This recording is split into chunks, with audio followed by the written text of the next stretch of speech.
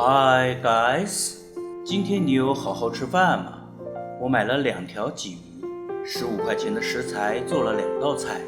红烧鲫鱼热情如火，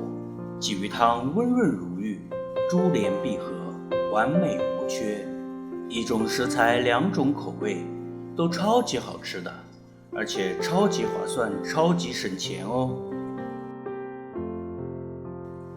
我们先来准备蔬菜的部分，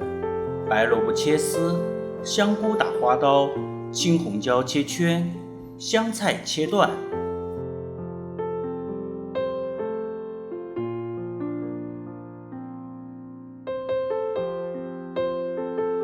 然后我们来处理鲫鱼吧，去鳞、去鳃、去内脏，打上花刀，用白胡椒和白酒腌制10分钟。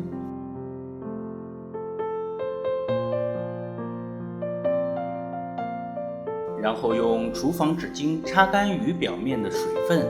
热锅凉油，慢慢的煎到2面金黄就可以了。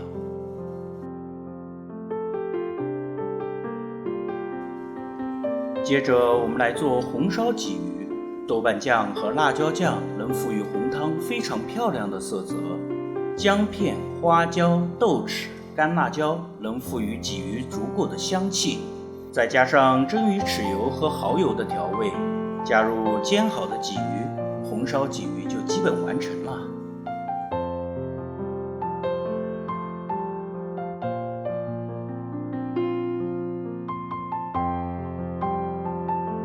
鲫鱼汤就相对更加简单了，热油爆香姜片和花椒，加入另外1条鲫鱼，注入开水，大火煮沸，转中小火继续煮就可以了。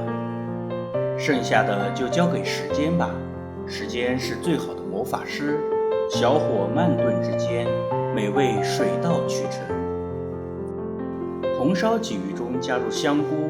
鲫鱼汤中加入白萝卜丝，加盐调味，继续煮5分钟，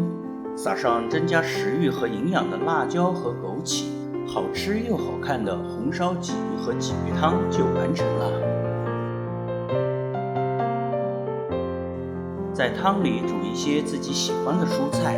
吹着清凉的空调，喝着沁人的冰啤酒，吃着自己用心制作的食物，这种快乐就是时光最迷人的地方了。好了，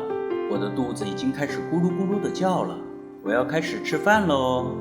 你也是，我的朋友，不管再忙再累，也要记得按时吃饭哦，